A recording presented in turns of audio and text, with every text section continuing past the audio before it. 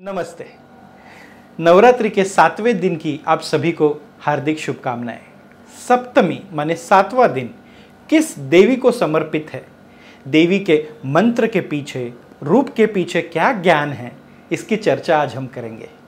इसी तरह से अपने संस्कृति पर आधारित जीवन शैली और जीवन कौशल्य, जिसको हम अंग्रेजी में कहते हैं लाइफ स्किल्स, मैंने इस चैनल पर कुछ वीडियोस पोस्ट किए हैं। आप इस चैनल को सब्सक्राइब कीजिए और बेल आइकन को क्लिक कीजिए ताकि आपको समय समय पर इसके नोटिफिकेशंस आते रहें।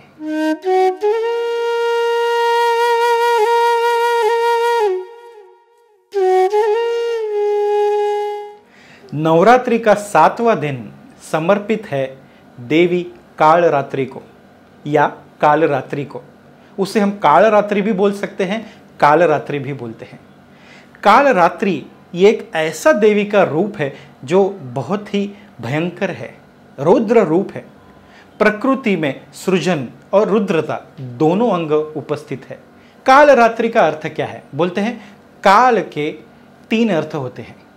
पहला है काल माने समय, दूसरा होता है काल माने रात, अंधकार, और तीसरा होता है खालीपन। तो रात्रि माने क्या? रा माने प्रकाश, राम माने विश्राम भी होता है एक अर्थ उसका, और तीनों तापों से जो बचाती है हमको, वो है देवी कालरात्रि। ये रूप हम देखते हैं कालरात्रि का, तो जैसे मैंने कहा बहुत ही उग्र रूप है ये। माँ को हम एक अलग रूप में देखते हैं इसको। हमारे भारतीय संस्कृति में कोई भी चीज़, कोई भी वस्तु यहाँ पर निषिद्ध नहीं है। हम सभी चीज़ों में दैवत्व देखते हैं। तो ये कालापन में भी, कालरात्रि के रूप में भी हम दैवत्व देखते हैं। कालरात्रि देवी का साधना मंत्र है ओम देवी कालरात्रे नमः। कालरात्रि देवी का ध्यान मंत्र ये है वाम पादोल्लसल्लोह लता कंटक भूषणा वर्धनामूर्ध्वजा कृष्णा कालरात्रिर्भयंकरी। वाम पाद माने बाया पांव में एक अलग चमक है। देवी ने लोह के धातु पहने हैं और वो चमक रहे हैं। देवी के हाथ में शस्त्र है। देवी काफी उग्र रूप में, ऐसे बोलते हैं जैसे रात्रि का रंग होता है, पूरी तरह से देवी है काली। इस कालरात्रि को काली के रूप में भी पूजा जाता है, उस नाम से संबोधा जाता है। तो बोलते हैं क्या है देवी का वाहन, क्या है इस रूप में? बोलते हैं गर्दभ। गर्दभ माने गधा। यदि हम बाकी रूपों में देवी का हम वाहन देखते हैं, एक तो व्याघ्र है या फिर शार्दूल है माने लायन है, पर इस अवतार में, इस रूप में हम देवी को देखते हैं वो गर्दभारूढ़ है। माने क्या? कालरात्रि का एक और एक अर्थ होता है, बोलते हैं अंधकार निवारण करने वाली देवी, समय के परे ले जाने वाली देवी। और जीवन में जो उस चीज़ों से, ज्वर से हम फंसे हैं, वो रौद्र रूप से उसको निकाल बाहर करके एक खालीपन, अपनापन देने वाली देवी। तो गर्दभ किसका प्रतीक मानते हैं संस्कृति में? अज्ञान का, जड़त्व का। तो उस तमस वाले प्रकृति गर्दभ को भी देवी ने वाहन बना लिया। तो जो भी निषिद्ध मानते हैं हम हमारे संस्कृति में कभी, उसको भी देवी ने अपने साथ ले लिया। कितना सुंदर इससे उपदेश है कि कोई भी प्राणी, पशु पक्षी के प्रति हम निषिद्धता नहीं रखे, उनसे दुर्व्यवहार नहीं रखे। तो आज हम गधे को भी देखते हैं तो ये मन में पहली बात आती है कालरात्रि देवी का वाहन है। तो तमस से भी एक सृजनशीलता लाने वाली जो देवी है वो है देवी कालरात्रि। और तमोगुण भी पूरी तरह से बुरा नहीं है। यदि हम विश्राम चाहते हैं, थोड़ा बहुत तमोगुण हमारे भीतर होना बहुत जरूरी है। रजोगुण भी पूरी तरह से त्याज्य नहीं कर सकते। यदि हमको किसी परिश्रम में करना है या कुछ एक्टिविटी में इन्वॉल्व होना है तो हमको थोड़ा बहुत रजोगुण की आवश्यकता है।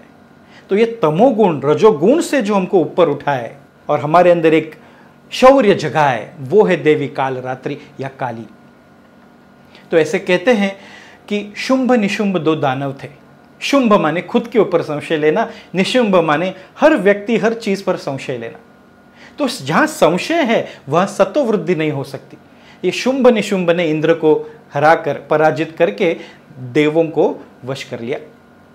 तो सभी देव देवता गए देवी के पास, तो बोलते कौशिकी देवी ने एक रूप धारण कर लिया, ऐसी मान्यता है। ऐसे कहते हैं कि वो बन गई कालरात्रि या काली।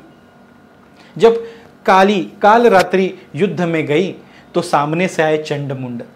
अब ये जो दो दानव थे चंडमुंड, अभी चंडमुंड का अर्थ क्या है? एक है जिसको मुंडी ही नहीं है, और दूसरा है आप जो भी उनको अच्छा बोलो उनके सर से ऊपर से ही जाए।